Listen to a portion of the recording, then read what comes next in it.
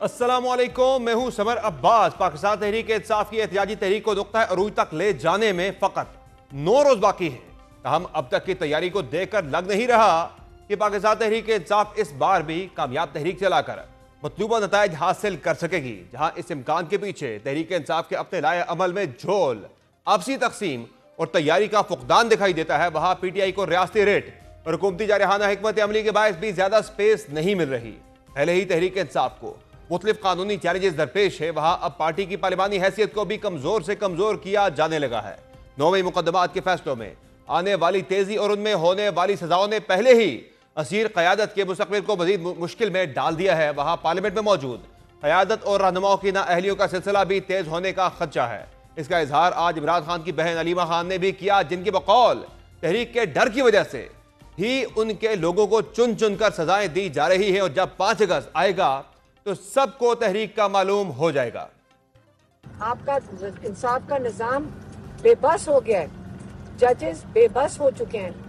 और अगर ये 26वीं तरमीम रही जिसमें इमरान खान ने कहा आप तहरीक चलाएं, इनको ये डर है कि कहीं ये तहरीक ना चल पड़े। आज ये चुन चुन के इमरान खान के जो PTI के कैंडिडेट्स हैं, जो सिटिंग MNAs हैं, MPAs हैं, उनको चुन चुन के 10-10 साल की सजाएं दिलेरी में सेंटेंसेस हो रही हैं। नहीं, ये खौफ में हो रही हैं। कोई तो खौफजदा है।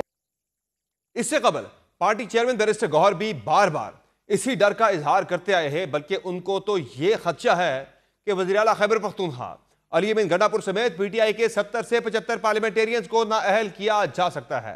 शायद इसी सूरत हाल को देखते हुए वो अली अमीन गंडापुर, जिनके बारे में यह तासुर रहा है कि वो विकेट के दोनों जानब खेल रहे हैं, उनके रवैये में भी जारहियत की झलक दिखने लगी है। एक रोज कबल उन्होंने वज़ीर दाखिला मोहसिन नकवी को आड़े हाथों लिया हुआ था और आज उन्होंने ये वार्निंग दे डाली है कि बानी PTI को तोड़ने वाले खुद टूट जाएंगे। दूसरी जानिब PTI के खिलाफ कानूनी महाज भी गर्म होता जा रहा है, जहां सिर्फ रहनुमाओं या क़यादत नहीं बल्कि कारकुनों के खिलाफ भी घेरा तंग किया जाने लगा है।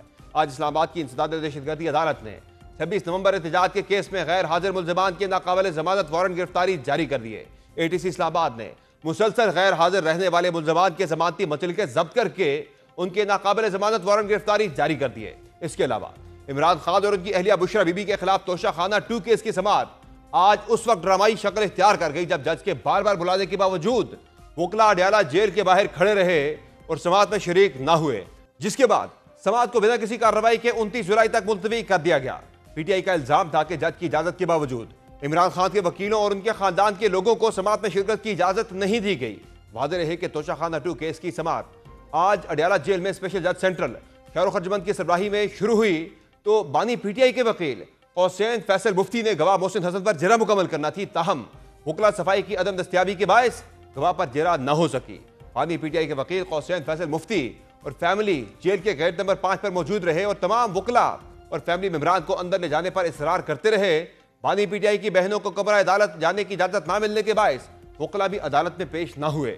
अदालती अमले की जानिब से बानी PTI और बुशरा बीबी की हाजिरी लगाई गई और वकील हुसैन फैसल मुफ्ती को पैगाम दिया गया कि वो अंदर आ जाएं, लेकिन वकील सफाई ने कहा कि साथी वकला और बानी की बहनों के बगैर समाअत का हिस्सा नहीं बनूंगा, उन्हें इजाजत दी जाए। जहां इस केस में PTI की जानिब से जारहाना हिकमत अमली की झलक दिखाई दी, वहां 9 मई से मुतल्लिक होने वाली सजाओं को भी चैलेंज किए जाने का सिलसिला शुरू हो गया है। और आज इमरान खान ने 9 मई के मुकदमात में जमानत मुस्तरद होने पर सुप्रीम कोर्ट से रुजू कर लिया है। PTI की जानिब से दायर दरखास्त में कहा गया है कि FIR में सबूत का फुकदान है। 9 मई वाकयात में मुआवनत का इल्जाम बेबुनियाद है। बानी PTI का नायब हिरासत में होने की वजह से जुर्म में मुलव्विस होना नामुमकिन है। दरखास्त में लिखा गया है कि प्रोसिक्यूशन के मुतज़ाद बयानात केस को मशकूक बनाते हैं। इन मुकदमात में मजीद तफ्तीश की जरूरत है। पुलिस ने 5 माह तक गिरफ्तारी से गुरेज किया। बदनीयती वाज़ेह है, इमरान खान के खिलाफ सबूत नाकाफी है। दीगर मुल्ज़िमान को जमानत मिल चुकी है। सुप्रीम कोर्ट में दायर दरखास्त में मजीद कहा गया है कि पुलिस के ताखीरी बयानात नाकाबिल एतबार हैं। जमानत का हक बनता है। सियासी दुश्मनी की बुनियाद पर मुकदमा दर्ज होना आईनी हुकूक की खिलाफ वर्जी है। वाज़ेह रहे लाहौर हाई कोर्ट ने 3 जुलाई को 9 मुकदमात में इमरान खान की जमानत की दरखास्तें मुस्तरद की थी। सुप्रीम कोर्ट से इमरान खान को रिलीफ मिलता है या नहीं, ये तो आने वाला वक्त ही बताएगा। ताहम हुकूमत की जानिब से इमरान खान के लिए किसी किस्म का नरम गोशा नहीं दिख रहा। तभी नायब वज़ीर आज़म इसहाक डार ने अमेरिका में थिंक टैंक से गुफ्तगू में यह वाज़ेह कर दिया है कि इमरान खान का जुर्म बगावत के जुमरे में आता है और इस मुतालिक कानून अपना रास्ता अपनाएगा। क्या पाकिस्तान तहरीक इंसाफ आने वाले चंद दिनों में एक मौसर तहरीक बिल्ड कर पाएगी और मुल्क की सियासत क्या इंतशार की जानिब बढ़ने लगी है? इस पर मजीद बात करेंगे। हमें ज्वाइन किया है सीनियर साहब तजज़ेकार हामिद मीर साहब ने। बहुत शुक्रिया हामिद मीर साहब, आपने प्रोग्राम में ज्वाइन किया। 9 दिन बाद पाकिस्तान तहरीक इंसाफ की तहरीक ने नुक्ता अरूज पर पहुंचना है, लेकिन अभी तक तहरीक के आसार जो है वो नजर नहीं आ रहे। किसी भी किस्म का मोमेंटम जो है वो खान साहब खुद भी कह रहे हैं कि मोमेंटम दिखाई नहीं दे रहा। क्या लग रहा आपको एक जबरदस्त तहरीक जो है वो पाकिस्तान तहरीक इंसाफ बिल्ड कर पाएगी अगले 9 दिन के अंदर? जी, जब हम तहरीक इंसाफ वालों से पूछते हैं कि आप लोगों ने कहा था कि आपकी तहरीक का क्लाइमेक्स 5 अगस्त को आएगा, तो वो 5 अगस्त का क्लाइमेक्स तो उसी वक़्त नज़र आएगा ना जब कोई आपकी तहरीक शुरू होगी। वो तहरीक आपकी कब शुरू होगी? तो वो ये कहते हैं जी कि बस आप देखेंगे आने वाले दिनों में हमारी तहरीक जो है वो शुरू हो जाएगी। अब इस सिलसिले में इन्होंने 31 जुलाई को एक ऑल पार्टीज़ कॉन्फ्रेंस बुलाई हुई है और कहते हैं जी कि ये ऑल पार्टीज़ कॉन्फ्रेंस हमारा नुक्ता आगाज़ होगा। और इस ऑल पार्टीज़ कॉन्फ्रेंस में इन्होंने चारों सूबों से छोटी-बड़ी पॉलिटिकल पार्टीज़ के नुमाइंदों को बुलाया है और जहाँ तक मेरी इन्फॉर्मेशन है इसमें इन्होंने मुस्लिम लीग नून को दावत नहीं दी। तो अगर ऑल पार्टीज़ कॉन्फ्रेंस है तो उसमें तो सब जमातों को बुलाना चाहिए, लेकिन वो कहते हैं जी हम मुस्लिम लीग नून को इसमें फिलहाल नहीं बुला रहे। बाकी पार्टियों को उन्होंने बुलाया है। लगता ये है कि इसमें मुस्लिम लीग नून को तो वो बुला ही नहीं रहे, पीपल्स पार्टी को बुलाएँगे वो नहीं जाएगी, जेयूआई को बुलाएँगे वो भी नहीं जाएगी। अ लेकिन तहरीक इंसाफ के एक रहनुमा जो हैं वो समझते हैं कि जी हम जेयूआई को अगर बुलाएँगे तो वो अपना नुमाइंदा एपीसी में ज़रूर भेजेंगे, लेकिन बाद में जो हमारी कंबाइंड ऑपोज़िशन के या तहरीक तहफ़्फ़ुज़ आइन के जो हम जलसे जुलूस करेंगे, तो उसमें शायद जेयूआई नहीं आएगी। लेकिन लग ये रहा है कि इनकी जो 31 जुलाई को ऑल पार्टीज़ कॉन्फ्रेंस है, उसके बाद ये जो तहरीक तहफ़्फ़ुज़ आइन है, उसके प्लेटफ़ॉर्म से ये मुख्तलिफ़ शहरों में जलसे करेंगे, इस्लामाबाद की तरफ नहीं आएँगे। 5 अगस्त को इन्होंने लाहौर में जलसे के लिए एप्लीकेशन दी हुई है, उसकी इनको अभी तक इजाज़त नहीं मिली। लेकिन खैबर पख्तूनख्वा और बलूचिस्तान, ये 2 जगहों पे ये जलसे प्लान कर चुके हैं और एक जलसा ये कोशिश कर रहे हैं कि पंजाब में करें, लेकिन उसके मुझे अभी आसार नज़र नहीं आ रहे। तो लग ये रहा है कि ये एक्चुअली 3-4 जलसे करेंगे और उसके बाद इनकी कोशिश होगी कि इमरान खान के बरखुरदार पाकिस्तान आ जाएँ। वो जब पाकिस्तान आएँगे, तो फिर ये उसके बाद उनको उस तहरीक में शामिल करने की कोशिश करेंगे। वैसे उनके बारे में तो कल शेख वकास अकरम साहब ने हमारे प्रोग्राम में कहा है कि वो तो अमेरिका जाकर वापस बरतानिया भी चले गए हैं और फिलहाल उनके पाकिस्तान आने के वाले से कोई प्लान भी सामने नहीं आया, कोई तारीख सामने नहीं आई, तो इम्कान जो है वो बड़ा कम दिखाई दे रहा। अब उनके आने के वाले से आज कुछ खबरें भी चल रही हैं कि शायद जो जमाइमा खान है वो उन्हें पाकिस्तान भेजने में इंटरेस्टेड नहीं है। तो फिर आपको क्या लग रहा है इस मामले में? ज़ाहिर अगर वो आते हैं तो ज़ाहिर एक ज़बरदस्त तहरीक बिल्ड हो सकती है, अगर वो नहीं आते तो फिर तो तहरीक जो है वो फिर उसका मुस्तकबिल तारीखी दिखाई दे रहा है। लेकिन आपको याद होगा कि ये अलीमा खान साहबा ने इमरान खान से एक मुलाकात के बाद मीडिया को ये बताया था जी कि इमरान खान के बेटे पाकिस्तान आएँगे जी हाँ। और तहरीक में हिस्सा लेंगे, ये उन्होंने कहा था। जी हाँ। अच्छा, इमरान खान के जो बेटे हैं उन्होंने अभी तक बराह रास्त इस तरह की कोई बात नहीं की है। बिल्कुल। ना ही जुमैमा खान ने किया है जी कि हम पाकिस्तान आगे तहरीक में हिस्सा लेंगे।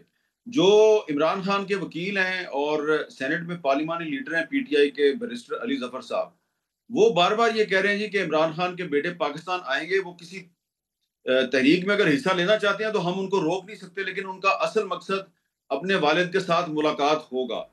तो अब ये इसमें हमें कंट्राडिक्शन नज़र आ रही है। अलीमा खान साहब का जो पॉइंट ऑफ व्यू है और अली ज़फ़र साहब का जो पॉइंट ऑफ व्यू है, उसमें हमें थोड़ी-सी कंट्राडिक्शन नज़र आती है। लेकिन लगता ये है कि अगर वो पाकिस्तान आ गए, तो फिर वो वालिद से मिलने की कोशिश ज़रूर करेंगे और ज़ाहिर-सी बात है जब वो वालिद से मिलने की कोशिश करेंगे, तो इस दौरान अगर कोई जलसा-जुलूस या मुज़ाहरा होगा, तो हो सकता है वो वहाँ पर भी चले जाएँ। वैसे अगर देखा जाए तो जो अब तक की जो तरीके साहब की हिकमत अमली है उस पर खान साहब खुद भी अदम एतमाद का इजहार कर रहे हैं। पार्टी के अंदर जो तकसीम का मामला है, ग्रुप बंदी है बहुत ज़्यादा, और कहीं कैपेसिटी के ऊपर भी सवालात उठते हैं जो मौजूदा लीडरशिप है पाकिस्तान तहरीक साहब की। फिर जो उनको बहुत सारे चैलेंजेस दरपेश हैं कानूनी और सियासी, वो अपनी जगह पर हैं। तो इन तमाम चीज़ों के को देखते हुए आपको क्या लग रहा है कि ज़्यादा जो मसला है इस तहरीक के बिल्ड ना होने में, वो कैपेसिटी का इशू है लीडरशिप का, या तहरीक साहब ने अपने कारकुनान को थका दिया हुआ है बार बार की कॉल्स देकर या फिर कुछ मजबूरियां हैं जिनकी वजह से वो जानबूझकर ही जो है ये एक तहरीक जो है वो बिल्ड नहीं करना चाह रहे? देखें, अगर आप पाकिस्तान की सियासी तारीख पे नज़र दौड़ाएँ ना, तो आपको इस तरह के हालात को पहली दफ़ा पाकिस्तान में पैदा नहीं हुए। जी हाँ। इस तरह के हालात आप पहले भी देख चुके हैं पाकिस्तान में, जब पॉलिटिकल पार्टीज़ पर पाबंदी लगा दी गई और पॉलिटिकल पार्टीज़ जो हैं वो जलसे जुलूस करने के भी काबिल नहीं थी। तो उस माहौल में सिविल सोसाइटी आगे आई, उस माहौल में जर्नलिस्ट आगे आए, कभी वकील आगे आए। मोस्ट रिसेंट पास्ट में आपको याद दिलाता हूँ 2007 में, जब परवेज़ मुशर्रफ ने इमरजेंसी लगा दी थी नवंबर 2007 में। एक लॉयर्स मूवमेंट मार्च 2007 में शुरू हुई, उसमें पॉलिटिकल पार्टीज़ भी आईं। फिर गवर्नमेंट ने कुछ मैनेज किया, फिर उन्होंने इमरजेंसी लगा दी और लॉयर्स मूवमेंट भी खत्म हो गई थी। याद करें ना आप, बिल्कुल। लॉयर्स मूवमेंट भी खत्म हो गई थी। सिर्फ इस्लामाबाद में आपपरा मार्केट में एक प्रेस क्लब के बाहर एक दरख्त जो है, पुराना प्रेस क्लब है, उस दरख्त के नीचे सिर्फ जर्नलिस्ट आके बैठते थे। वहीं पे इमरान खान भी आते थे, वहीं पे मुस्लिम लीग नून वाले भी आते थे, वहीं पे कभी-कभी वकील भी आ जाते थे। तो कुछ ना कुछ एक एक्टिविटी होती रहती थी, लेकिन आपको पूरे मुल्क में कोई आपको आसार नज़र नहीं आ रहे थे कि जनाब कोई पाकिस्तान में तहरीक चल रही है। लेकिन फिर उसके बाद दोबारा जो है वो जब मोमेंटम शुरू हुआ तो आपको तहरीक भी नज़र आ गई। वही सूरत-ए-हाल अब आपको नज़र आ रही है। देखिए, इस वक़्त जो बुनियादी फ़र्क है वो ये है कि 26वीं आईनी तरमीम के बाद जो जुडिशरी है, उस जुडिशरी से ऑपोज़िशन को कोई रिलीफ़ नहीं मिल रहा। और दूसरी बात ये है कि अचानक जो है वो जो अप्रैल 2025 में chief justice of Pakistan Yahya Afridi ने एक डेडलाइन दी थी कि जी 4 महीने के अंदर-अंदर 9 मई के या जो मुकदमात हैं, वो उनका ट्रायल मुकम्मल किया जाए। तो वो अब ट्रायल जो है वो कोर्ट जो है उसकी 4 महीने की जो डेडलाइन है वो खत्म होने वाली है। 8 अगस्त चंद को। दिन बाकी रह गए हैं। तो अदालतें जल्दी-जल्दी जो है वो फैसले कर रही हैं। अच्छा, अब अगर ये फैसले जो हैं वो इस तरह से हो रहे होते कि जिन लोगों के ऊपर मुकदमात थे सबके सबको सजाएं मिल रही होती। या अगर किसी ने, ये हुकूमत कहती है ना जी, रियासत से बगावत की गई थी, तो अगर रियासत से बगावत की गई थी तो बगावत में तो फिर सबके लिए कानून बराबर होता है। लेकिन इसमें आप देख रहे हैं कि बहुत से लोग जो जलाओ गिराव में नजर आ रहे थे, मुजाहरों में नजर आ रहे थे, वो उन्होंने जब अपनी लॉयल्टी चेंज की तो उनको सजाएं नहीं मिल रही। जिन्होंने लॉयल्टी चेंज नहीं की, सजाएं सिर्फ उनको मिल रही हैं। तो ये एक बड़ा आपको वाज़ेह नज़र आ रहा है कि सही। जो जुडिशरी है वो इस तरीके से सजाएं दे रही है कि सजाएं जो है उनके बारे में बहुत से सवालात खड़े हो गए हैं और उसका एक नैरेटिव बन रहा है जिसका कि इनडायरेक्टली तहरीक इंसाफ को फायदा हो रहा है। ठीक है, अभी तक तहरीक इंसाफ लोगों को सड़कों पे नहीं ला सकी। इसका बड़ा जो ज़िम्मेदार है वो खुद तहरीक इंसाफ है, जिसके लीडर इमरान खान है, जेल से बैठकर ऐसे लोग जो हैं उनको पार्टी में अहम ओहदे दे दिए हैं, जो कि ना सिर्फ ये कि अब वो इस्लामाबाद ही कभी-कभी आते हैं। आप देखें जी। ना कि जिन साहब का आपने नाम लिया है, शेख वकास अकरम साहब का, बड़े पुराने पार्लियामेंटेरियन हैं, ज़्यादा वक़्त उनका पेशावर में गुज़रता है। और वो कहते हैं जी कि अभी कोई कंफर्म नहीं है कि इमरान खान के बेटे आ रहे हैं कि नहीं आ रहे। तो फिर उनसे पूछना चाहिए कि फिर ये जो अलीमा खान साहबा ने स्टेटमेंट दी, या जो जी जी। अली जफर साहब स्टेटमेंट देते हैं कि जी वो आएंगे, अपने वालिद से मिलेंगे, तो ये क्या है? तो पार्टी के स्पोक्स पर्सन अगर आप हैं तो आप के बयान से सही। कंफ्यूजन क्यों पैदा होती है? कभी आप इल्जाम लगाते हैं कि फलां ने मेरी ऑडियो जो है उसको लीक कर दिया है। कभी आप अलीमा खान और अली जफर साहब का जो बयान है उसकी तरदीद कर रहे होते हैं। तो ये देखें ना, ये इस किस्म के लोग जो है उनके पास अहम ओहदे हैं, तो उनके सही। बयानात से कन्फ्यूजन क्रिएट होती है। तो तो मीर अगर साहब आप ये और मैं जो है अगर आप और मैं जो है वो शेख वकास अकरम के बयान से हम कन्फ्यूज हो जाते हैं, परेशान हो जाते हैं, तो आप आम कारकुन का और तहरीक इंसाफ का जो वोटर है उसका अंदाजा लगाए ना, वो वो तो सोचता होगा। उन्होंने ये तो नहीं कहा कि बिल्कुल नहीं आ रही। वो ये कह रहे थे कि अभी उनके बारे में कोई डेट नहीं आई, इस बारे में वो चले गए अमेरिका से वापस बरतानिया, तो फिलहाल ऐसा कोई प्लान दिखाई दे नहीं रहा। आगे चल के उन्होंने कहा, उन्होंने भी अलीमा खान का जिक्र किया था कि फैमिली ने हमें बताया था कि वो आ रहे हैं, लेकिन फिलहाल हमें मजीद डिटेल्स शेयर नहीं की गई। अच्छा मीर साहब, ये बताएं कि जो ग्राउंड रियलिटीज़ को देखते हुए, सिचुएशन को देखते हुए, तहरीक इंसाफ की स्ट्रेंथ को देखते हुए, फिर इमरान खान साहब तो लंबे टाइम के लिए जेल में ही दिखाई दे रहे हैं। आज इसहाक डार साहब से सवाल भी हुआ, उन्होंने भी कहा, उन्होंने कंपैरिजन कर दिया उनका आफिया सिद्दीकी साहबा के साथ कि जी वो भी कानून के मुताबिक जिस तरह से फेस कर रही है मुकामी कानून के मुताबिक, तो खान साहब भी मुकामी कानून के मुताबिक उन्हें सजा हुई है, वो फेस कर रहे हैं। देखें, आप किसी तौर पर भी जो इमरान खान साहब की इम्प्रिजनमेंट है या उनको जो सज़ा दी गई है, इसका आप डॉक्टर आफिया सिद्दीकी को जो कैद की सज़ा सुनाई गई है, आप उसका कंपैरिज़न नहीं कर सकते। दूसरे अल्फाज में मैं ये भी कह सकता हूँ कि डॉक्टर आफिया सिद्दीकी को 86 साल कैद की सज़ा दी गई है, जो कि एक गैर इंसानी सज़ा है। और आप उन पर जो इल्ज़ाम है उसकी नौयत देखें। पहले तो मैं समझता हूँ कि इल्ज़ाम ही गलत है हम्म। कि जी उन्होंने गज़नी में एक अमरीकी फ़ौज से उसकी राइफ़ल छीन के उस पे गोली चला दी। उस पे गोली चलाई, उससे वो ज़ख्मी नहीं हुआ, उल्टा आफिया सिद्दीकी ज़ख्मी हो गई और अमेरिका की अदालत में मुकदमा चला और उसको 86 साल कैद की सज़ा सुना दी। तो ये किस किस्म की सज़ा है? एक औरत जिसके बारे में सबूत मौजूद है कि उसको 2003 में उसको कराची से अगवा किया गया, उसको गायब किया गया। 2003 से लेके 2006 तक, 2007 तक किसी को नहीं था पता कि वो कहाँ पे है। और इमरान खान साहब जो हैं, वो 2003 से उसके लिए आवाज़ उठाते रहे। उसके बाद अचानक पता चलता है जी कि वो अफ़गानिस्तान चली गई है और फिर जनाब उसको अमेरिका ले जाके तो उसको आप सज़ा दे देते हैं। तो मैं समझता हूँ कि जो डॉक्टर आफिया सिद्दीकी को जो सज़ा दी गई है, ये एक गैर इंसानी सज़ा है। ये कोई अमेरिका के आइन और कानून के मुताबिक सज़ा नहीं, एक कंगारू कोर्ट की सज़ा है। मुझे थोड़ी देर पहले इसहाक डार साहब ने अमेरिका से कॉल की थी और उन्होंने मुझे कहा जी कि मैंने बतौर वज़ीर ख़ारजा बड़ी कोशिश की है, पहले भी की है, अभी भी कर रहा हूँ। मैं डॉक्टर आफिया सिद्दीकी साहबा की रिहाई के लिए बड़ा कमिटेड हूँ। मैंने पहले भी अमरीकी हुकाम से बात की थी, आज भी जी कर जी। रहा हूँ। लेकिन मैंने वो जो एक सवाल के जवाब में जो गुफ्तगू की है, तो वो उसको आप आउट ऑफ द कॉन्टेक्स्ट जो है उसको हम्म। कुछ लोग अपनी मर्ज़ी के मानी पहनाने की कोशिश कर रहे हैं। मेरा सही मकसद बिल्कुल ये नहीं है कि आफिया सिद्दीकी को जो सज़ा सुनाई गई है, वो सही सुनाई गई है। ये उन्होंने सही। अपना पॉइंट ऑफ व्यू दिया है, तो इसलिए मैं ठीक। आपको बता रहा हूँ। सही। लेकिन मैं ये समझता हूँ कि डॉक्टर आफिया सिद्दीकी को जो सज़ा सुनाई गई है, वो एक कंगारू कोर्ट की सज़ा है। ठीक। एक जाली अदालत के एक इंतहाई इनकॉम्पिटेंट बायस्ड जज की गैर इंसानी सज़ा है और ठीक। वो सज़ा जो है गलत है और जो नवाज़ शरीफ साहब का मौक़िफ़ है, जो शहबाज शरीफ साहब का मौक़िफ़ है, वो ये है कि आफिया सिद्दीकी को रहा किया जाना चाहिए। सही। तो मीर साहब, जो मेरा बुनियादी सवाल था कि खान साहब की फिर मुकद्दर में लंबा अरसा जेल ही दिखाई दे रही है हालात को देखते हुए। देखें, समर बाज साहब, मैं दोबारा यही आपको कहूँगा कि आप तारीख में जाएँ, बहुत कम ऐसे लीडर हैं जिनको मौका दिया गया, उनको पास ऑप्शन थी कि वो डील कर लें, लेकिन उन्होंने डील नहीं की और फिर वो जेल से बाहर नहीं आए। पाकिस्तान में इसकी मिसाल जो है वो सिर्फ जुल्फ़िकार अली भुट्टो की है। बाकी नवाज शरीफ साहब 2-3 दफ़ा जेल गए, हर दफ़ा वो जेल से निकल गए कंप्रोमाइज़ करके। जरदारी साहब जो हैं वो कई दफ़ा जेल में गए, कुल मिला के उनकी 13 साल से ज़्यादा कैद बनती है। वो अदालत के ज़रिए हमेशा रहा होते हैं।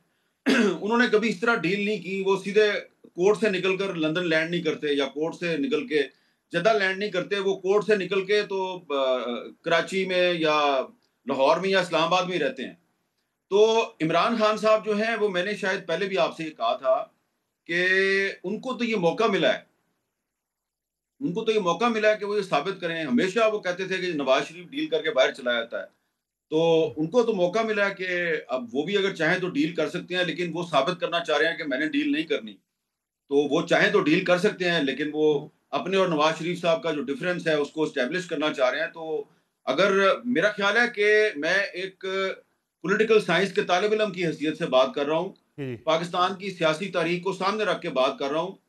हो सकता है मेरी बात किसी को अच्छी ना लगे, लेकिन ये चीज़ अब इर्रेलेवेंट है कि कितने लोग 5 अगस्त तक सड़क पे आते हैं, नहीं आते। इमरान खान जो है, वो जेल में रहता है, नहीं रहता। असल बात ये है कि जितना अरसा इमरान खान जेल में रहेगा, वो उस अरसे में इमरान खान की जो पॉपुलैरिटी है, ना सिर्फ बरकरार रहेगी, उसमें इज़ाफ़ा होता रहेगा। हाँ, सही। ये बात ज़रूर है कि इमरान खान के गलत सियासी फ़ैसलों की वजह से उन्होंने जो अपनी पार्टी के अंदर गलत लोगों को मुख्तलिफ ओहदों पे उन्होंने अपॉइंट किया हुआ है, उनकी इनकम्पिटेंस और बुज़दिली की वजह से इमरान खान को नुकसान पहुंच रहा है, लेकिन उनकी पार्टी को नुकसान पहुंच रहा है। लेकिन ज़ाती तौर पे मैं समझता हूं कि इमरान खान की ज़ात को कोई नुकसान नहीं पहुंच रहा। वो जितना अरसा जेल में रहेंगे, उनकी ज़ात को फ़ायदा ही फ़ायदा है, अलबत्ता पार्टी को नुकसान है। तो ये अच्छा मीर साहब, फाइनली फैज़ हमीद साहब के बारे में काफ़ी ज़्यादा चमगोइयाँ रही कि उन्हें ये सज़ा हो जाएगी, वो हो जाएगी। उनके बारे में एक ज़रा प्रोसेस तो चल रहा है।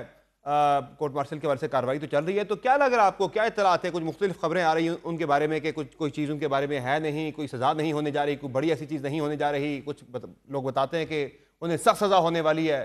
क्या आपके पास इत्तलात क्या है, क्या होने जा रहा है उनके बारे में? और ज़ाहिर उनका मामला भी तो कनेक्ट किया जा रहा है तरीके साहब के साथ ही सारा मामला।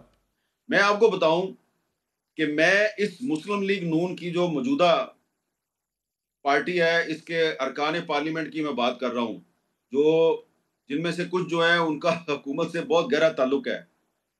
उन्होंने खुद मुझे बताया है कि हम जनरल फैज हमीद को फतह देते रहे हैं, हम्म। करोड़ों में नहीं, अरबों में देते रहे हैं। अच्छा। और ये बात जब मुझे बताई जा रही थी तो वहां पर एक सिटिंग फेडरल मिनिस्टर जो इस वक्त भी कैबिनेट में शामिल है, वो बैठे हुए थे, और जो दूसरे साहब हैं वो भी पार्लियामेंट के मेंबर हैं, जो बता रहे थे कि जी हमसे जनरल फैज ने फतह मांगा जब वो DGISI थे, और जब मैंने नहीं दिया तो उन्होंने मेरे पे केस करवा दिया, फिर उन्होंने और भी लोगों से, और वो पूरा नेटवर्क बता रहे थे कि किस कौन आदमी था उनका फ्रंटमैन था, किस किस से उन्होंने कितने अरब रुपए लिए।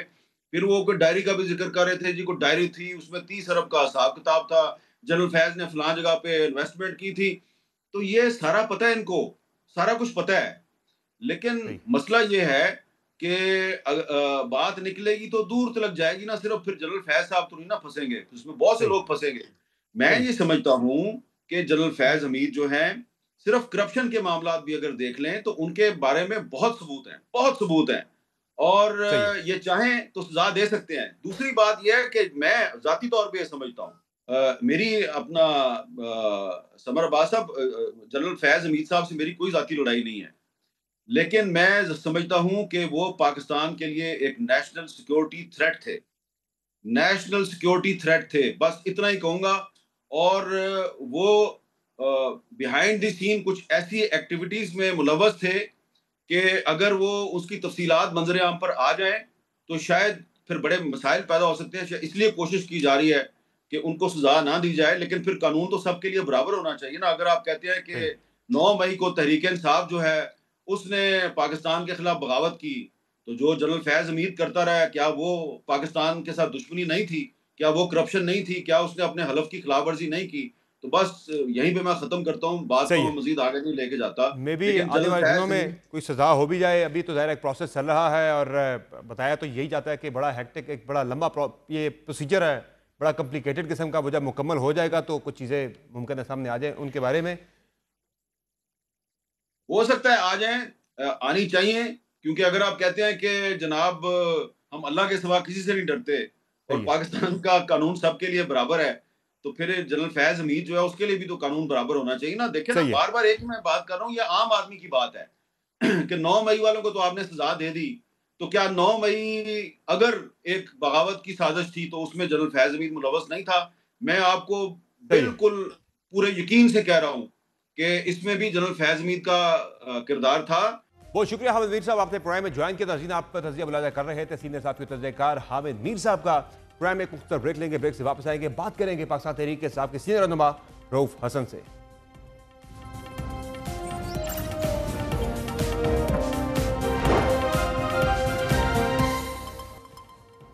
वेलकम बैक नाज़रीन। पाकिस्तान तहरीक के इंसाफ की एहतियाजी तहरीक के नुक्ता अरूज तक पहुंचने में अब सिर्फ 9 रोज बाकी हैं, लेकिन मुल्क के अंदर तहरीक के बिल्ड किए जाने के हवाले से एक कामयाब तहरीक की तैयारी के बारे से कोई भी आसार दिखाई नहीं दे रहे। मोमेंटम वो नहीं दिखाई दे रहा जो होना चाहिए था या माजी में जो हुआ करता था।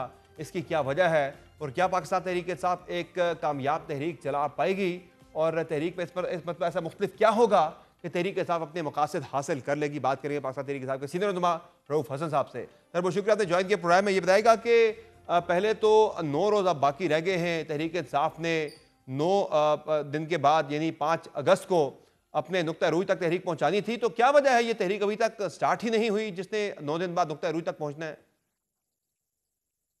Thank you summer. Very strange कि आपको तहरीक शुरू हुई नजर नहीं आ रही। आज अगर देखिए बलूचिस्तान में और सिंध के इंटीरियर में जो एक्टिविटीज हुई है वो आपके सामने है। हजारों लोगों ने शिरकत की है और इतना एंथुजियास्टिक क्राउड हमने बहुत कम देखा है। ये आज सिंध की आप गए हुए हैं। इसके अलावा पंजाब भर में एक्टिविटीज हो रही हैं। ये एक्टिविटीज आपको शायद इसलिए नजर नहीं आ रही कि पिछली तहरीकों और इस तहरीक के दरमियान एक बड़ा फंडामेंटल फर्क है। वो ये है कि पिछली तहरीक जो है वो एक एक्टिविटी बेस्ड होती थी। ये जो तहरीक है ये मल्टीपल एक्टिविटीज बेस्ड है। और ये ग्रास रूट्स के ऊपर जो हमारी तंजीमें हैं वो इसको एग्जीक्यूट कर रही हैं। आप कहीं भी चले जाएं, सिंध जाएं, पंजाब जाएं, केपी जाएं, बलूचिस्तान जाएं, वहां तंजीम लेवल के ऊपर एक्टिविटीज जो है वो शुरू हो चुकी हुई है और बड़े जोशो खरोश के साथ और शोर के साथ जारी है। खुद इमरान खान साहब भी मुतमईन नहीं है। वो भी उनका ट्वीट जो आया था कल, उनका बयान आया था, वो यही था कि वो मोमेंटम देख नहीं रहे जो होना चाहिए था। वो क़यादत के अंदर जो तकसीम की बात भी कर रहे हैं, बाकी भी उन्हें जो पार्टी की लीडरशिप से शिकवे गिले, खान साहब ने खुलकर उस पर बात की है। मोमेंटम उन्हें नजर नहीं आ रहा जो होना चाहिए था तहरीक को लेकर। देखिए समर, इश्यूज रहे हैं और इश्यूज हैं। इतनी बड़ी पॉलिटिकल पार्टीज में बिल्कुल डेफिनेटली इश्यूज होते हैं और उनको हम टैकल करने की कोशिश कर रहे हैं। और खान साहब का कहना जो है वो काफी हद तक ठीक भी है कि वन एक्टिविटी सेंटर्ड अगर तहरीक हो तो वो नजर आती है, जैसे कि मैंने अर्ज किया है और कोशिश की है कि ये मल्टीपल एक्टिविटी सेंटर्ड तहरीक है और ये सारे मुल्क में फैली हुई है और वो सारे मुल्क में एक्टिविटीज हो रही हैं। लेकिन खान साहब की स्टेटमेंट के बाद मेरा ख्याल है कि कोशिश जो है वो और ज्यादा की गई है ताकि जो भी एक्टिविटी जहां भी हो उसको बाकायदा तौर के ऊपर प्रोजेक्ट किया जाए, वो नजर आए। सोशल मीडिया के ऊपर तो बहुत कुछ नजर आ रहा है लेकिन अनफॉर्चुनेटली जो सही मेन है। स्ट्रीम मीडिया है वो हमारी तारीख को कवर भी नहीं कर रहा। शायद ये एक वजह है कि आप फील सोशल करते हैं मीडिया कि हम भी ये देखते हैं, हमें सारा भी नजर आता है सोशल मीडिया, लेकिन जाहिर है जो मोमेंटम खान साहब को भी दिखाई नहीं रहा। खान साहब तो मेन स्ट्रीम मीडिया नहीं देखते, लेकिन जेल के अंदर उन्हें भी जो रिपोर्ट्स मिली हैं वो तहरीक के बारे से इतनी कोई हौसला बख्श नहीं थी, हौसला अफजा नहीं थी। तो सर अब ये बताएं कि अब इस तहरीक से पहले जाहिर है आप एक बड़ी तहरीक की तरफ जा रहे हैं। जो सजाएं पाकिस्तान तहरीक इंसाफ के कई लोगों को हुई हैं, सजाओं का सिलसिला तेज हो गया है। जाहिर है ये एकदम से नहीं हुआ, इस पर डेडलाइन मौजूद थी सुप्रीम कोर्ट ऑफ पाकिस्तान की जानिब से कि 4 माह का जो टाइम दिया गया था वो 8 अगस्त को जाके जो है वो कॉन्स्टिट्यूटली वो पूरा हो रहा है। उससे पहले ये सजाएं हो रही हैं। तहरीक इंसाफ इन सजाओं को जोड़ रही है कि हमारी मूवमेंट के साथ ये सारी सजाएं जुड़ी हैं ताकि लोगों को डिमोरलाइज किया जाए।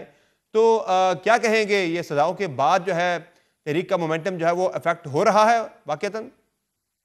देखिए, जो सुप्रीम कोर्ट का फैसला था कि जी 4 महीनों में ये तमाम सजाएं जो है वो दी जाएं, तमाम हम्म। फैसले किए जाएं, वो मतलब इंसाफ के तकाजों के सरासर मुनाफी है वो। हम्म। इस तरीके से जो ड्यू प्रोसेस ऑफ लॉ है अगर उसी को कंप्लीट किए बगैर आप सजाएं देंगे तो वो सजाएं सस्टेनेबल नहीं है। हम्म। अब एजेंडा ये है कि जी एक तो due process of law complete करने किए बगैर सजाएं दें और फिर उनको आप जब लेके जाएं, चैलेंज करें हायर कोर्ट्स में, हाई कोर्ट में, तो वो फिर वो तारीखें उनकी मुकर्रर ही नहीं होती। खान साहब की अपनी सजा जो है वो पिछले 10 महीने से फिक्स होने का इंतजार कर रही है लेकिन उसके ऊपर कोई प्रोग्रेस नहीं है। और ये तकाजा यही है इनका कि हमारे लोग ज्यादा से ज्यादा पकड़े जाएं, उनमें से कुछ जो हमारे पार्लियामेंटेरियंस हैं उनको डी-सीट किया जाए और जो मुकदमात हैं उनको रिलीफ मिलने का जो प्रोसेस है उसको स्टॉल किया जाए ताकि 5 अगस्त और इसके अलावा और भी जो हमारी पॉलिटिकल एक्टिविटीज है वो तमाम जो है वो इफेक्ट हो। इस बारे में कोई शक नहीं है, ये सबको नजर आ रहा है। और ये जो थोक के हिसाब से टोकरे भर भर के सजाएं दी जा रही हैं और जिस तरीके से सजाएं दी जा रही हैं ये भी सबको नजर आ रहा है। जाहिर है बहुत सारे लोग जो कि नहीं यानी कि इसमें मुलव्वस थे, कुछ लोग इसमें बेगुनाह साबित होकर उन्हें उनके हक में फैसले भी आ रहे हैं। शाह महमूद कुरैशी साहब और पार्टी के दीगर लोग जो हैं वो भरी भी हुए हैं केसेस के अंदर। ऐसा नहीं है कि टोकरे भर भर के सब कुछ सजाएं दी जा रही हैं, सब कुछ हाँका जा रहा है जो आप बात कर रहे हैं। शाह महमूद कुरैशी साहब के अलावा मुझे बताइए कि किसको रिलीफ मिला है? वो उन्होंने तो अपनी एक्चुअली स्टैब्लिश कर दी थी कि वो उस दिन लाहौर में थे नहीं, उनकी बेगम साहबा हॉस्पिटल में एडमिटेड थी, कराची में वो उनके साथ थे। बाकी तमाम को सजाएं मिल रही हैं भाई, किसी को एक्सेप्शन नहीं मिल रहा, सही किसी है। को नहीं छोड़ा जा रहा, 6 लोग और भी बरी हुए, किसी को सिर्फ नहीं शाह महमूद छोड़ा जा कुरैशी रहा। साहब बरी नहीं हुए, 6 लोग मजीद भी बरी हुए थे। ये बताएं कि अब आगे का लायबल फिर तहरीक इंसाफ के पास ऑप्शन क्या है, लायबल क्या है? हुकूमत तो कह रही है कि तहरीक इंसाफ ने वापस उसी मेज पर आना है जिससे ये उठकर गए थे कुछ माह पहले। तो क्या वाकईतन अब आप आएंगे दोबारा उसी मेज पर आके बैठेंगे इसी हुकूमत के साथ जिसके साथ आप बात करने से गुरेजर थे?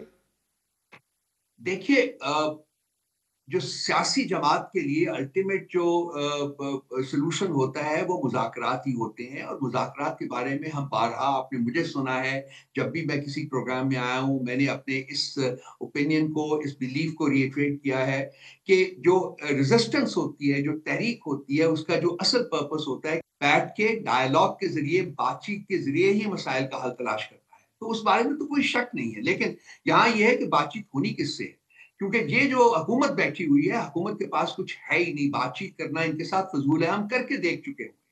एस्टैब्लिशमेंट के साथ हमने कहा है कि बातचीत करें, हमने ये नहीं कहा कि ये ना बैठे, हमने यहां तक भी कहा है कि अगर वो बातचीत को कोई सियासी लुबादा पहनाना चाहते हैं, इन लोगों को वहां बिठाने की शक्ल में, तो लेकिन वो सर भी कर लें। मसला ये है तो रऊफ हसन अल्टीमेट साहब, इंतहाई माजरत के साथ आप जिनसे बात करना चाह रहे हैं उनके बारे में तो खान साहब जो जुबान इस्तेमाल कर रहे हैं वो अल्फाज में यहाँ दोहरा नहीं सकता, वो इतनी जो है वो डिमीनिंग किस्म की वो लैंग्वेज उनके बारे में यूज़ कर रहे हैं कि वो दोहराई नहीं जा सकती।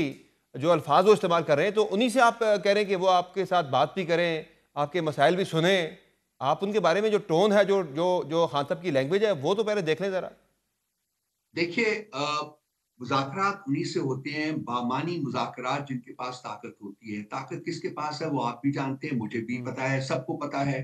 ताकत प्राइम मिनिस्टर ऑफ पाकिस्तान के पास नहीं है, ताकत प्राइम मिनिस्टर्स ऑफ पाकिस्तान के पास नहीं है, कहीं और है। तो उनका शमूल, उनका उनका शामिल होना मुज़ाकरात में इसलिए अहम है, बल्कि नागुज़ीर है कि अगर आपने इन मुज़ाकरात से कोई नतीजा हासिल करना है, कोई बामैनी किस्म की एंगेजमेंट करनी है, तो वो उनकी शिरकत के बगैर नहीं हो सकती, उनकी शिरकत के तरीके हो सकते हैं। सही है। अब ये भी हमें बताया गया है कि जी आप हमसे बात करें, हमने भी उन्हीं से बात करनी है। ये हमें कहा गया है कि आप हमारे साथ बैठ जाइए, हमने भी उन्हीं से ही बात करनी है असल में।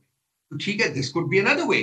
सो मुझे नहीं पता कि ऊंट किस करवट बैठेगा, लेकिन मैं इस चीज को रिएटरेट करना चाहूंगा आपकी वसातत से कि अल्टीमेटली मुज़ाकरात तो होंगे, उनको तो आप अवॉइड नहीं कर सकते। लेकिन ज़ाहिर है मुज़ाकरात में आपको तब कुछ मिल सकता है कि आप एक, जब वो मरीम नवाज साहब का जुमला था ना कि जब मुज़ामत होती है तो फिर मुफाहमत होती है, उसके बाद आप एक तगड़ी मुज़ामत अगर करने में कामयाब हो जाते हैं, हुकूमत को आप मजबूर कर देते हैं कि वो घुटने टेके और आपसे बातचीत की मेज़ पर आए, आपकी बातें सुने, माने, तो तब ये चीज़ें होंगी। तो आप मुतमईन हैं, कॉन्फिडेंट हैं कि एक तगड़ी मूवमेंट आप चला पाएंगे कि हुकूमत को मुज़ाकरात की मेज़ पर आने के लिए घुटने टेकने पर जो है वो मजबूर कर पाएगी? देखिए, जो हमारी तहरीक इस वक़्त तक जो है वो काफ़ी हद तक सैटिस्फैक्टरी है। मैं बिल्कुल खान साहब की बात से एग्री करता हूँ कि शायद वो लेवल ऑफ मोमेंटम जनरेट नहीं हुआ, लेकिन वो इसलिए भी, जैसे कि मैंने पहले एक्सप्लेन किया है, कि ये चूँकि कॉन्स्टिट्यूएंसी लेवल के ऊपर सारी एक्टिविटीज़ हो रही है, नेशनल लेवल पे नहीं हो रही है और मीडिया हमें कवर नहीं कर रहा। सोशल मीडिया कर रहा है। खान साहब की एक्सेस भी जो है वो इन तमाम, मतलब किसी किस्म की एक्सेस उनकी नहीं है, वर्चुअली उनको आइसोलेशन पे रखा गया है। तो मुझे उम्मीद है, मुझे पूरी उम्मीद है, और ये हम तो 5 अपनी अगस्त तक एफर्ट्स को होगा क्या रिडबल भी रुफा कर रहे हैं। साहब? 5 अगस्त तक होगा क्या? आप कह रहे हैं पूरे मुल्क पे आपकी तहरीक फैलेगी, तो क्या पूरे मुल्क को बंद कर दिया जाएगा, जाम कर दिया जाएगा? करेंगे क्या उस दिन? सिर्फ जलसे करने से तो हुकूमत जो है वो नहीं मजबूर होगी आपकी बात मानने पर ना। करने क्या जा रहे हैं आप? जिस तहरीक के हिस्से के ऊपर हम इस वक्त काम कर रहे हैं समर साहब, वो ये है कि 5 अगस्त तक हमने ये एक मोमेंटम जनरेट करना है। उस मोमेंटम को किस सिमत में आगे लेके जाना है, इस सिलसिले में खान साहब जो है वो 5 अगस्त को या उससे पहले अहकामात सादिर करेंगे और इसके खादोखाल जो है वो वाज़ा करेंगे। उसके बाद ये तहरीक को उस डायरेक्शन में आगे लिया जाएगा। इस वक्त तक जो तहरीक है वो यही है कि कॉन्स्टिट्यूंसी लेवल के ऊपर और डिफरेंट लेवल्स के ऊपर जितना ज्यादा मोमेंटम जनरेट किया जा सकता है, जितनी ज्यादा एंथुसियाज्म जनरेट की जा सकती है, वो करें, और वो हम कर रहे हैं। 5 अगस्त के बाद इस तहरीक ने क्या शक्ल इख्तियार करनी है वो खान साहब इंशाल्लाह ताला वो बताएंगे। और ये जो आप एपीसी करने जा रहे हैं, उससे तो बज़ाहिर ये लग रहा है कि आपने दोबारा से मामलात जो हैं वो अचकज़ई साहब के सुपुर्द कर दिए हैं कि वही मामलात को लीड करें, वही लेकर चलें आगे। और इसमें क्या नून लीग को भी इनवाइट कर रहे हैं, पीपल्स पार्टी को भी कर रहे हैं, बाकी जमातों को भी, जो इस वक्त ये हुक्मरान ये इत्तेहाद का जो हिस्सा वो है? हमारी जो हमारा ये हमारा जो इत्तेहाद है वही फैसला करेगा कि किसको बुलाना है, किसको नहीं बुलाना है। आपको पता है अचकज़ई साहब की तो हमेशा से ये रही है कि हमें तमाम पार्टीज के साथ एंगेज करना चाहिए, और आपको ये भी याद होगा समर साहब के खान साहब ने उनको इजाजत दी थी कि अगर आप चाहते हैं तो आप कीजिए। तो ये फैसला भी अचकज़ई साहब ही करेंगे कि किस किस को बुलाना है। लाजमी बात है पीटीआई तो उस पर शिरकत करेगी, वन वे और दी अदर हम मौजूद होंगे। जो इस वक्त ये जो तहरीक भी चल रही है, इसमें भी जो इस इत्तेहाद का जो प्लेटफॉर्म है वो भी सही। इस्तेमाल होगा। उन्होंने भी एग्री किया है कि जी हम आइन और कानून की बहाली के लिए जो जद्दोजहद है उसका हम हिस्सा बनेंगे, और हमारे प्लेटफॉर्म से, बल्कि ऑल पार्टीज कॉन्फ्रेंस भी उसी का एक हिस्सा है जिसका जिक्र आप कर रहे सही हैं। है। तो खान तो साहब जी के बिल्कुल। बेटे तहरीक का हिस्सा बन रहे हैं या नहीं बन रहे? कुछ इस बारे में कुछ तय पाया है, कुछ फैसला हो सका है? आज तो कुछ खबरें इस तरह की आई हुई है कि शायद जमाइमा खानून ने पाकिस्तान भेजने में जो है वो इतनी इंटरेस्टेड नहीं है। देखिए समर, ये पार्टी का फैसला नहीं है, पार्टी ने फैसला नहीं करना। ये जो फैसला है सुलेमान और कासिम के बारे में, उनके पाकिस्तान आने के बारे में, ये फैमिली ने फैसला करना है। और वो लाजमी बात है, वो जमाइमा खान उनकी वालदा होने के नाते वो एक मेजर रोल उसमें प्ले करेंगी, और बाकी भी जो फैमिली है वो सब, तो ये उन्होंने ही फैसला करना है। जब वो नहीं, फैसला जो करेंगे एक हम तहरीक तक। इंसाफ ने जो एक बात की थी अलीमा खान साहबा ने, बैरिस्टर अली जफर साहब ने, कि वो आ रहे हैं पाकिस्तान, तो ज़ाहिर है जमाइमा खान से बात करके ही ऐसा अनाउंस किया गया होगा। तो अभी तक वहां से जमाइमा खान ने कोई ऐसी बात क्या कन्वे की थी कि वो आ रहे हैं, वो उन्हें भेजेंगी पाकिस्तान? इसके बारे में फाइनल कंफर्मेशन जो है समर साहब, I be very straight about it, वो उनकी तरफ से अभी आनी है कि वो आ रहे हैं और कब आ रहे हैं। तो ये प्री मेच्योरली ऐलान अभी कर दिया गया, अभी तक उनका तय नहीं था, एक ऐलान कर दिया गया मोमेंटम बनाने के लिए, हाइप क्रिएट करने के लिए। पहला उस पर गवर्नमेंट ने तो पहले से तैयारी कर ली कि आएंगे तो तहरीक में आएंगे तो फिर उन्हें गिरफ्तार करेंगे। देखिए उनका जो अमेरिका का विजिट था वो कंफर्म था, वो गए हैं वहां, वो सही है। 3 दिन उन्होंने रहे हैं, लोगों को मिले हैं, वापस चले गए हैं। अब पाकिस्तान का जो विजिट है उनका, वो मेरा ख्याल आइंदा 1 या 2 दिन में फाइनल अनाउंसमेंट फैमिली की तरफ से आ जाएगी। उसके बाद मेरा ख्याल आपके साथ भी होता था, आपको भी चल सही है। जाएगा, हम भी आपसे शेयर तो करते सर ये बताएं कि जो आपके 75 के करीब पार्लियामेंटेरियंस के नाअहल होने के हवाले से खदशे का इजहार किया है बैरिस्टर गौहर साहब ने, अगर ये नाअहलियाँ शुरू हो जाती हैं, मजीद लोगों की भी नाअहलियाँ होती हैं, ज़रा कुछ तो हो भी गई हैं, अगर ये सिलसिला तेज़ होता है तो क्या पाकिस्तान तहरीक इंसाफ ज़िमनी इंतखाबात की तरफ जाएगी, या असम्बलियों में जो मौजूद बाकी उनके पार्लियामेंटेरियंस हैं वो भी मुस्तफ़ी होने की तरफ जाने का बड़ा फैसला कर सकते हैं? 2-3 बातें मैं उसी बिल्कुल कैटेगोरिकली जवाब देता हूँ। नंबर 1, पार्लियामेंट को छोड़ना जो है वो हमारी पॉलिसी का हिस्सा नहीं है, हम नहीं छोड़े। नंबर 2, चाहे छुड़वा हम दी बहुत जाए, क्लियर, चाहे छुड़वा दी जाए पार्लियामेंट आपसे, आप खुद नहीं छोड़ेंगे? वो तो उनकी टैक्टिक्स हैं, वो जो कर रहे हैं हम तो उनको नहीं रोक सकते, क्योंकि हर चीज जो है उसके ऊपर उनका कब्जा है। दूसरी बात है कि जी ये जो गौहर साहब ने कहा है बिल्कुल ठीक कह रहे हैं, वो एजेंडा का हिस्सा ये है कि जी जितने ज्यादा से ज्यादा लोग जो है हमारे पार्लियामेंटेरियंस की नोटिफाई हो सकते हैं वो किए जाएं, और वो कर रहे हैं। तीसरी बात ये आपने कहा है कि हम क्या बाय इलेक्शंस में हिस्सा लेंगे कि नहीं, वो पार्टी अपने प्लेटफॉर्म से फैसला करेगी खान साहब की एडवाइस के मुताबिक। मेरा ख्याल है कि हम, मेरा ख्याल है, ये जाती मैं अपनी बात कर रहा हूँ, मेरा ख्याल है कि हम बाय इलेक्शंस में हिस्सा लेंगे। बहुत शुक्रिया रऊफ हसन साहब, आपने प्रोग्राम में ज्वाइन किया। नाज़रीन, आप गुफ्तगू कर रहे थे पाकिस्तान तहरीक इंसाफ के सीनियर रहनुमा रऊफ हसन की, जिनका कहना है कि पाकिस्तान तहरीक इंसाफ ने अपनी मूवमेंट की शुरुआत तो कर दी है, बलूचिस्तान और सिंध के अंदर भी और पंजाब के अंदर भी जो है वो अवामी राब्ता मुहिम जो है वो शुरू हो चुकी है, और ये तहरीक हर सूरत में 5 अगस्त तक नुक्ता रूज तक पहुँचेगी। और आगे तहरीक इंसाफ ने क्या करना है, आया पूरा मुल्क जाम करना है या कुछ और किसी और तरफ मूवमेंट को लेकर जाना है, यह अपनी फैसला भी 5 अगस्त के बाद ही सूरत हाल वाजे होगी। प्रोग्राम में एक मुख्तसर ब्रेक लेंगे, ब्रेक से वापस आएंगे, बात करेंगे मॉनसून का 5वां स्पेल जो है वो शुरू होने वाला है। इस स्पेल में कौन कौन से इलाके ज़्यादा जो है वो मुतासर होंगे, कहाँ ज़्यादा बारिशें होंगी, और सैलाब के खदशात या इम्कानात कहाँ कहाँ हैं, तैयारियाँ क्या हैं, बात होगी ब्रेक के बाद। हमारे साथ रहेगा।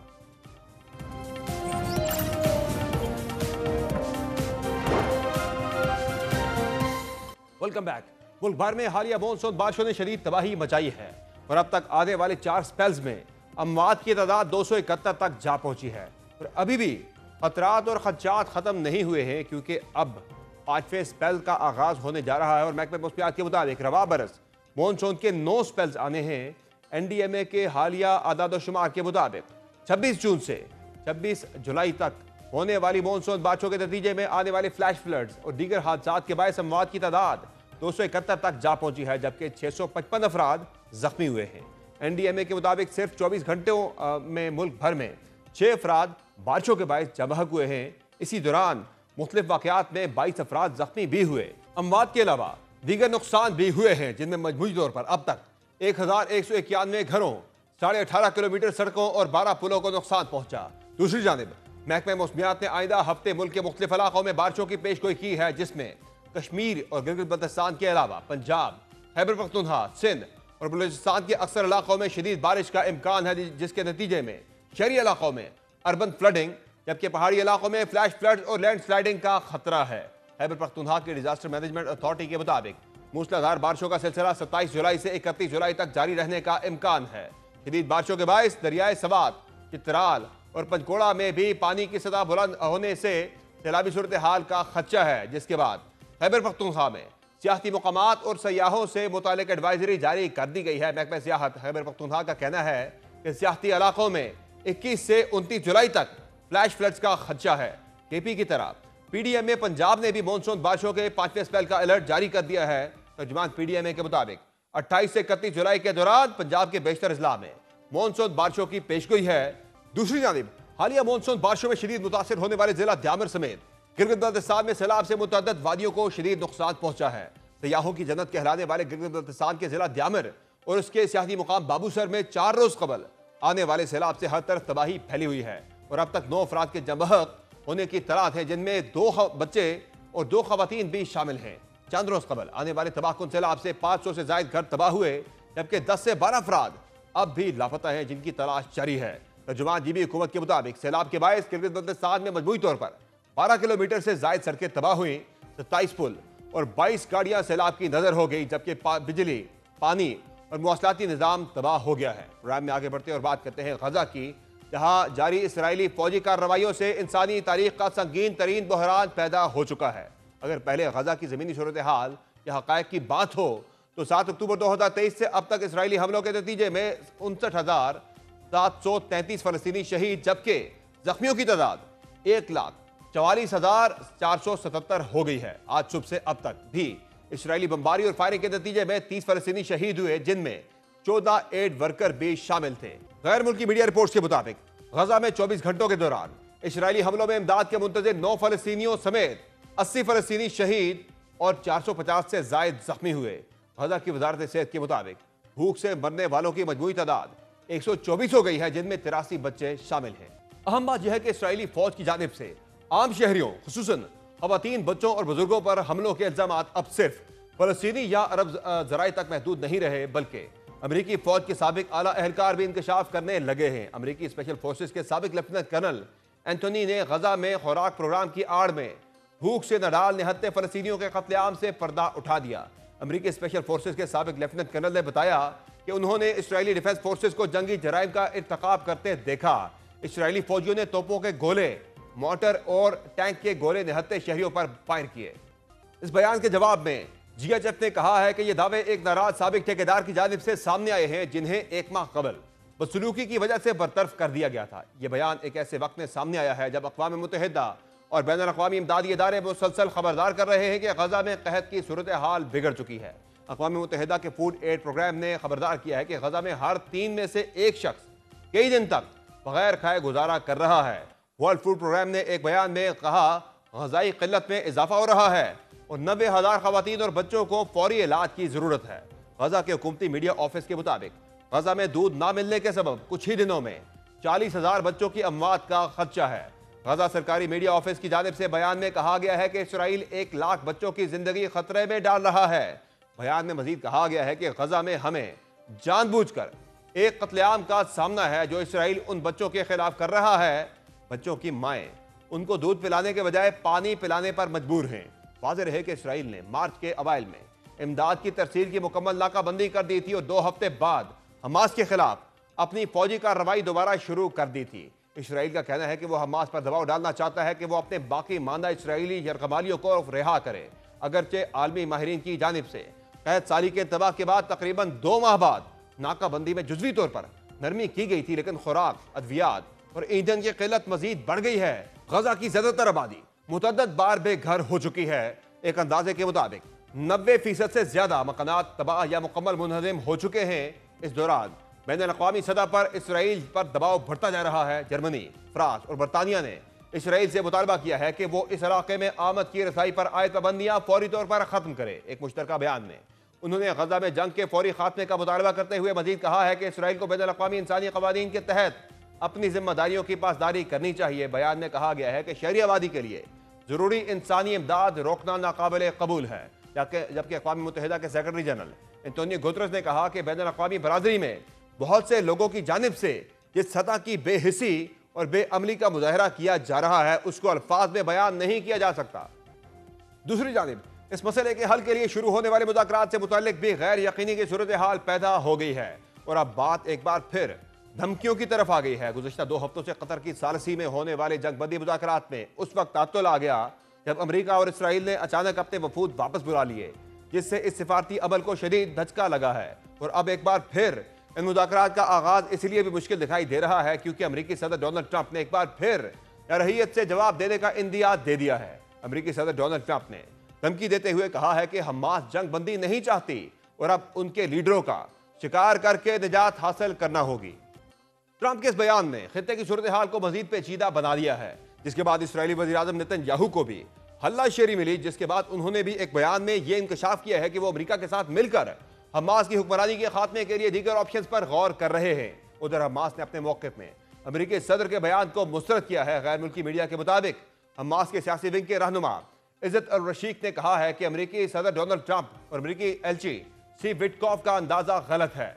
इज्जत अल रशीक ने बताया कि हमास ने मुज़ाकरात में काफी लचक दिखाई और हम अब भी गजा के लिए एक जामे मुआहिदे पर पहुंचने में दिलचस्पी रखते हैं। एक तरफ सिफारतकारी नाकाम हो रही है, दूसरी तरफ जमीनी हकायक रोज बरोज खौफनाक तर होते जा रहे हैं। गजा में जो कुछ हो रहा है वो महज एक जंग नहीं बल्कि एक इंसानी तबाही है, जिसमें ताकतवर रियासतें, बैनुल अक़वामी इदारे और आलमी ज़मीर सभी एक दूसरे को देख रहे हैं और खामोश हैं। आज की शो में इतना ही, इजाज़त दीजिए, अल्लाह हाफ़िज़।